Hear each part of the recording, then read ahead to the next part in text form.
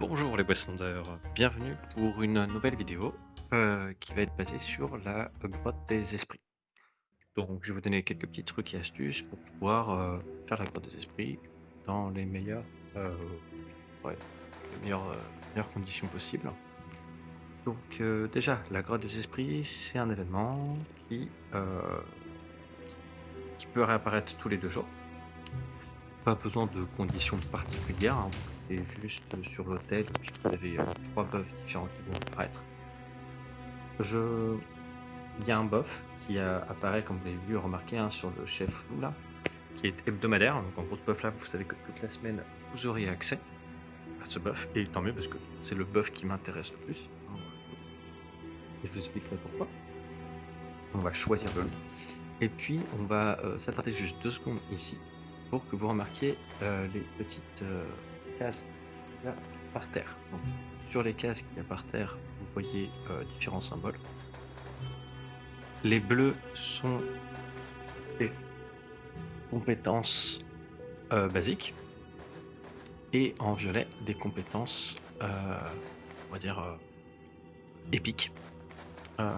Et on peut les atteindre en ayant complété les 2 rangs des compétences basiques en dessous. Typiquement, sur les différentes compétences épiques, celle qui nous intéresse le plus, c'est celle-ci, celle du grizzly. D'accord, ça c'est la compétence, vraiment, vous l'avez, vous vous transformez en ours, vous faites des dégâts qui ne dépendent même pas de ton arme, qui n'impactent pas la durabilité de ton arme, des dégâts de zone, c'est vraiment très très fort, à bas level notamment. Donc pour ça, il faut que je trouve donc la compétence loup et la compétence, donc là c'est dégâts de zone, hein, qu'on va chercher. Et l'autre compétence épique qui est intéressante, qui se couple bien avec le ours, c'est celle-ci, donc épine glaciaire. Bon, je sais pas trop comment ça s'appelle, on le regardera tout à l'heure. Où il faudra une compétence de glace aussi, hein, basique, pour monter. Et l'objectif, ce serait qu'à la fin on ait ces 2 compétences épiques. D'accord, hein, il faut voir qu'en fait on va clean la zone avec très peu de ressources et assez facilement. Donc maintenant que j'ai choisi ma compétence de loup, vous avez qu'il y a 2 loups esprits qui apparaissent et qui vont pouvoir taper pour moi. Si jamais vous voulez vraiment jouer en mode économie, hein, économie max de ressources, vous pouvez laisser vos loups et votre bête faire tout le travail. Là vous activez, vous vous mettez dans un coin et puis vous attendez, hein, que je vois tape. Moi, puisque j'ai pris un marteau, je fais aussi des dégâts de zone, et ça c'est assez pratique. Mais vous allez voir que en fait vos bêtes elles font quasiment tout le taf, hein. Pas de difficulté apparente, hein. Vous avez vu, hein, là les 24 clean rapidement. Donc la compétence qui m'intéresse, la seconde, qui est très bien, celle qui apparaît, donc c'est formidable, hein. Donc c'est balayage tranchant, donc on va cliquer dessus, on va la voir. Alors votre arme, qui était du mono-cible, va se transformer en dégâts de zone. Voilà, très bien. Donc là, vous allez pouvoir taper en dégâts de zone. Donc là, on relance. Là, on a 40 esprits à taper. On va laisser nos bestioles, si vous voulez vraiment économiser au maximum vos ressources, et surtout la durabilité de vos compétences, surtout n'hésitez pas, vous pouvez laisser vos bêtes faire tout le travail. Ici, juste décalez-vous, hein, vous voyez des zones qui apparaissent au sol. C'est des esprits possédant une arme un fusil qui fait des dégâts. Vous pouvez esquiver les zones et prendre ces zones-là tout en laissant votre bête faire le taf. Donc là, on voit qu'il y a une troisième compétence qui apparaît, la morsure glaciaire, hein, glaciaire qui nous intéresse aussi. On va la prendre, hein. On va pouvoir aller du coup à l'étape d'un boss. Cette étape-là, on va pouvoir l'actionner, donc c'est l'esprit de Piazza, donc c'est pas très compliqué, vous le tapez, et au bout d'un certain temps, il disparaît et fait apparaître 2 clones que vous devez détruire. Pas très compliqué. Il va redisparaître une deuxième fois, et il faut de nouveau la clean. On tue les esprits, hop, voilà. Ça se fait assez facilement. Et on choisit la compétence que l'on veut. J'avoue que balayage tranchant EP est un peu plus intéressant, surtout que je cherche l'ours, donc autant privilégier cette compétence. Et on peut ouvrir le coffre, avoir quelques ressources, avant de partir à l'étage d'après. Sachez qu'il y a au total 3 étages. Alors je prends pas cet item-là parce qu'il m'intéresse pas du tout, hein. C'est inintéressant en rang 2, c'est pas d'intérêt pour moi à mon rang. Il y a 3 étages. Je reviens sur ce que je voulais dire. 3 étages, donc 3 boss à avoir. Et au fur et à mesure des étages, je sais pas, vous pouvez avoir un point de compétence. Voilà, ça va augmenter en difficulté. Alors, 3 étages au niveau où je suis, au rang où je suis. D'accord, hein. Sachez que si vous montez au classement, parce que vous allez voir, il y a un classement pour ça, donc le classement pas des esprits. Si vous montez dans le classement, vous allez avoir l'épreuve qui va être plus compliquée. D'accord, donc c'est-à-dire qu'il y aura un 4e étage avec un autre boss, et etc., etc. Donc, les esprits sont plus difficiles, vu que moi, ça ne m'intéresse pas trop en fait ce classement. Ce classement ne m'intéresse pas du tout en fait. Je sais qu'il peut rapporter des ressources très intéressantes, mais je passe pas assez de temps sur le jeu pour vraiment me consacrer à 100% sur ce genre d'événement. Je préfère rester à ce niveau-là, à ce rang-là, pour pouvoir clean plus facilement le des esprits, notamment valider par exemple des quêtes des pistes de dresseurs ou des quêtes en dehors. On peut tuer le Tsetse Bandé facilement sans trop de ressources. Bon voilà, je préfère me rester ici, puis c'est très bien comme ça. Au moins, déjà aussi je peux vous expliquer comment clean le Tsetse Bandé assez facile.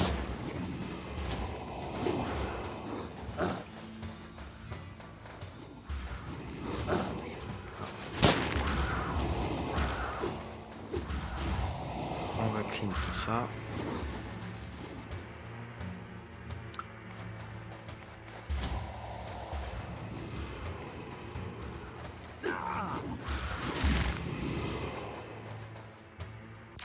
Très bien. Donc là on voit que nos 2 compétences nous permettent d'atteindre une compétence épique, donc l'étreinte de l'hiver. Parfait. S'il y avait les loups, j'aurais choisi les loups. Mais bon. L'avantage avec une compétence épique, c'est que même si on la prend pas maintenant, elle va apparaître la fois d'après, etc., etc. Donc c'est pour ça que si jamais vous avez la compétence là, prenez-la. De toute façon, elle va réapparaître après l'étreinte de l'hiver. Mais vu que là, il n'y a pas de loup, prends l'étreinte de l'hiver. L'étreinte de l'hiver va permettre d'être plus résistant et de slow les personnages qui m'attaquent. D'ailleurs, hop là, il y a des petits diables qui attaquent. Il y avait des petits ossements qui apparaissent au sol. Alors, ce boss va disparaître, donc c'est un négo automatique. Alors, si jamais on ne vous tue pas d'un coup, il va disparaître et faire proc des zones sur lesquelles vous voyez que j'esquive, puisque elle vous fait des dégâts, vous fait tomber aussi. Donc... Voilà, ah, parfait, on a le chef fantôme. Génial. Je vous montre tous les bonus sur lesquels on peut tomber. Les bots, je vais les garder, exceptionnellement, même s'ils sont devant eux. Parce que ce qui m'intéresse beaucoup dans les bots, c'est surtout la vitesse des déplacements. Pas tant l'armure que ça apporte. L'armure, de toute façon, je l'aurai avec les 3 autres systèmes. Donc on va prendre les bots, très pratique. Et on va clean le dernier étage. Pour ensuite affronter le Tsetse Bandé. Vous allez voir apparaître plus tard. Allez, les loups, au boulot. Bon, vous voyez, hein, j'utilise quasiment pas mon équipement, mes ressources ne diminuent pas. C'est les loups qui font tout. Je peux tourner en rond là, dans la zone et laisser mes loups faire. Il n'y a aucun souci. Donc mes loups compétences, hop, se transforment en épique. J'obtiens la frénésie de l'ours. Vous allez voir, c'est génial. On se prend pour un ours. Qui va faire donc des dégâts de zone. Et on va pouvoir avancer dans la grotte.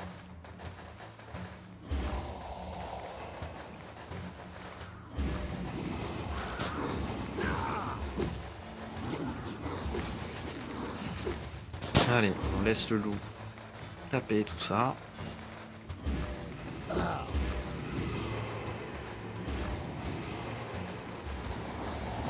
Un petit fait assez marrant, hein, votre nounours, quand il tape, s'il ne tue pas, il fait tomber l'adversaire. Alors ici, de toute façon les compétences ne servent plus à grand chose. Je prends comme l'esprit de démolition, ça fait des dégâts de zone, ça aide à clear les vagues de mobs, toujours pratique. Et on passe à la salle du boss. Alors vous allez voir, la salle du boss, elle se fait en plusieurs parties. Vous avez d'abord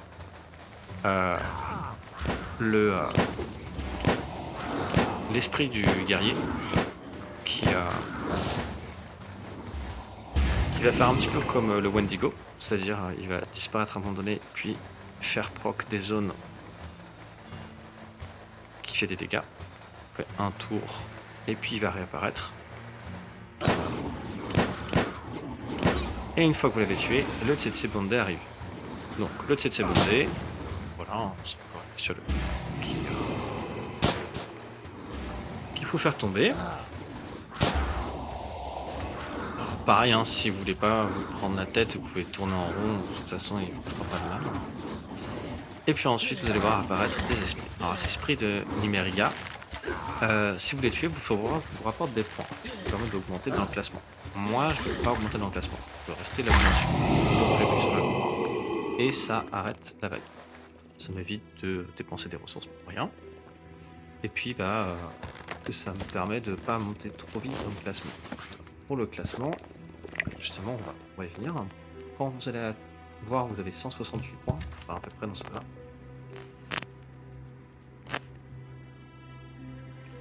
Il me fallait 107 000. Vous voyez ici, il fallait 107 000 points, donc là j'ai tous les points pour participer à la mission. Vous allez voir, hein, je vais monter dans le classement. Donc ça va se mettre à jour un peu plus tard. Mais mon objectif de toute façon c'est de ne pas monter. C'est de ne pas arriver dans les phases où j'ai promu. Je veux rester vraiment dans ces bronzes 1 pour pouvoir clear la grotte des esprits plus facilement. Voilà toutes les astuces pour cette petite event. Et puis je vous souhaite une bonne soirée et puis à la prochaine fois.